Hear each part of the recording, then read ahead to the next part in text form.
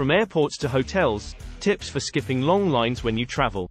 My family members know me as someone who is, shall we say, not the biggest fan of waiting in line.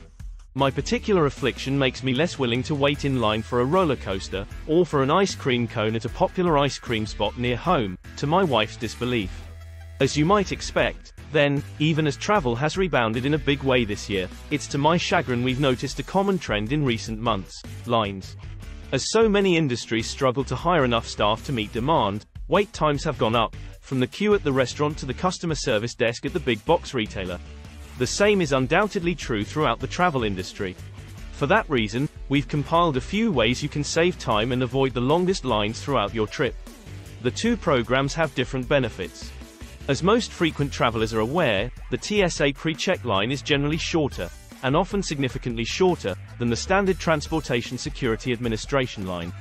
Enrolled travelers also enjoy the benefit of not having to remove shoes or take large electronic devices out of bags, and avoid passing through the more stringent security scanners found in the regular line. Clear members don't wait in any TSA lines, and instead, head right to those kiosks you've probably noticed at dozens of airports nationwide. It's at those kiosks that members get their identity verified. Clear has their biometric information, fingerprint and iris scan, saved. Then a Clear representative escorts the passenger to the front of the TSA line. If you're enrolled in TSA pre-check, you go to the front of the pre-check line. If you're not, you go to the front of the regular TSA line. These might actually be the most confounding lines of all, specifically in the morning hours when you're trying to grab a cup of coffee.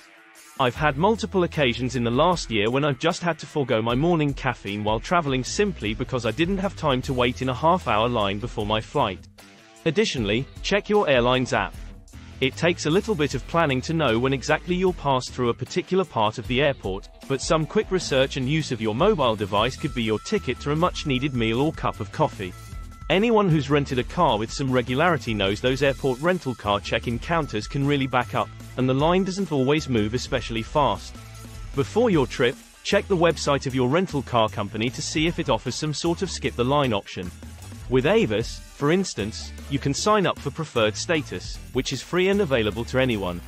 With Preferred, at many locations, you can do all the paperwork on your phone, skip the counter, and head right to an electronic board to see where your car is. Other rental car companies have similar programs that could save you a lot of time when picking up your car. You'll start sensing a trend with my recommendations here. See what type of mobile check-in options your hotel has through its app. Many hotels offer both check-in from your phone and mobile key options to enter your room. My go-to strategy is to check in on my phone and go straight to the room. On my next trip downstairs, once I'm not hauling any luggage, I'll stop by the front desk, if there's no line, to grab a physical key to use for the rest of my stay. I've also run into cases where, by checking in on the hotel's app as early as the property would allow, I've gotten far earlier access to my room than I expected. I once landed in Washington, D.C., at about 7 a.m., wondering what to do with my luggage for the 7 or 8 hours before my room was ready. Just as I walked out of the airport, I received a notification that my room for that night was ready. For the one-night stay, I had access to the room for about 30 hours. This is a trick primarily for non-lounge members, and one that might make lounge members groan. Let's say you're at the airport on one of those days when seemingly everyone is running into delays and cancellations. Poor weather days are often the culprit here. If your trip is affected, your best bet is to check the airline's app and see what options there are for changing your flight right on the spot, without ever having to consult customer service.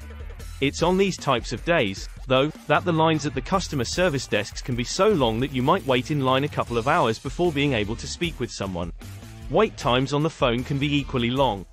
Here's one trick I've used in this situation. If you aren't an airline club member, see if you can purchase a day pass, and then work with a customer service representative inside the club. American Airlines flyers, for instance, can purchase a one-day pass to the Admirals Club. There's a good chance other flyers will be lined up looking to rebook, but you can be sure the line is shorter than the one outside in the terminal. Also, on a day like this, you'll probably be stuck at the airport for a lot longer than you expected. Now you have a place to get some food, charge your electronic devices and relax in a more comfortable and less stressful environment. This is also where a credit card like the United Explorer card could come in handy. For the $95 annual fee, you don't get full club access, but you do get 2 passes per year. Those passes come in handy to get into the lounge on days when you're facing flight delays, and having access to the customer service agent in the club can save you lots of time in the rebooking process. Bottom line. When it comes to long lines during your travels, it may all boil down to 3 key things. Advanced planning can help you make the reservations and arrangements needed to avoid the longest lines. Strategic use of your smartphone